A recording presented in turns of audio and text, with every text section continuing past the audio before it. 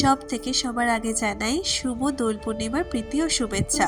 Office থেকে বাড়ি ফেরার পথে আমি গড়িয়া নেমে কিনে নিলাম কিছু পছন্দ মতো কালার্স। রাস্তার পাশে দোকানগুলোতে কিনা নেই হোলির জন্যে, সব রকমই জিনিস আছে। আর এই এত রকম কালার দেখে আমার তো মন এমনিই ভালো হয়ে গেছে। সকাল সকাল ঘুম থেকে উঠে রেডি হয়ে একদম বসে পড়েছে ঠাকুরকে পুজো দেওয়ার জন্যে। দোল পূর্ণিমা মানেই তো হচ্ছে ঘরে ঘরে পূর্ণিমা পুজো হবে, আর ঠাকুরকে ফুট কড়াই, মঠ, মিষ্টি এসব দেওয়া হবে। আমরাও ঠাকুরকে ফুট কড়াই, মঠ, গুজিয়া এসব দিয়ে ভোগ দিয়েছি, আর ঠাকুরের পায়ে আবির ছুঁয়ে দিচ্ছি। তারপরে কিন্তু আমরাও আবির মাথায় ছুঁয়ে নেব। রাধাকৃষ্ণর গালেও কিন্তু একটু আবির ছুঁয়ে দিয়েছি। কি সুন্দর লাগছে না আমার রাধাকৃষ্ণকে। প্রসাদ নিয়ে বেরিয়ে পড়লাম মায়ের বাড়ির উদ্দেশ্যে। হ্যাঁ, অবশ্যই নিয়েছি হচ্ছে এক কারি আবির। ওয়েদারটা কিন্তু একদম মনে হচ্ছে বসন্ত এসে গেছে। ও, আর একটা কথা তো আপনাদের বলাই হয়নি, আজকে হচ্ছে আমাদের বাড়ি যে গোপাল, সেই গোপালের জন্মদিন। এই আজকের দিনেই গোপাল আমাদের বাড়িতে প্রথম এসেছিল, তাই জন্য প্রত্যেকবার গোপালের বার্থডে আজকেই সেলিব্রেট করা হয়, মানে যেদিনকে হোলি বা দোল পড়ে সেদিনকেই। প্রত্যেকবারের মতো এবারও কিন্তু গোপালকে সাজানোর দায়িত্ব আমার। সাজানোর আগে গোপালকে ভালো করে অভিষেক করে ভালোভাবে স্নান করিয়ে পরিষ্কার করে গোপাল জন্মদিনে খাবার খাবে। গোপালের কিন্তু স্নান একদম কমপ্লিট। আর এখানে দেখুন গামছা দিয়ে আমি গাটা মুছিয়ে দিচ্ছি গোপালের, তারপরে জামাটা পরিয়ে দিলাম। আর এই জামাটা কিন্তু মা ওকে গিফট করেছে ওর জন্মদিনে। মা এবার গোপালের জামাটা কিন্তু খুব সুন্দর কিনেছে, কালারটা এত সুন্দর, আমার তো খুবই ভালো লেগেছে। আর ওকে পরলে ভালোও লাগবে খুব। আমার একার দ্বারা জামাটা পরানো হলো না, তো মা এসে হেল্প করলো।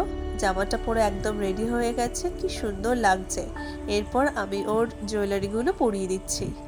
আর আজকে এই স্পেশাল ডেতে ওর জন্য কিন্তু আলাদা করে সব জুয়েলারিও রাখা আছে, যেমন দুটো নেকলেস, তারপরে ইয়াররিংস, একটা হাতের ব্রেসলেট, সব কিছুই আছে। দেখুন আমি আস্তে আস্তে সবকিছু পরিয়ে দিচ্ছি। আর মায়ের দায়িত্ব ছিল গোপালের জন্য ভোগ বানানোর। আর মা আজকে বানিয়েছে গোপালের জন্য ক্ষীর আর পায়েস, আর তার সাথে আছে গোপালের সব প্রিয় মিষ্টি। আর মা ধান দুব্য দিয়ে গোপালকে আশীর্বাদ করে নিচ্ছে।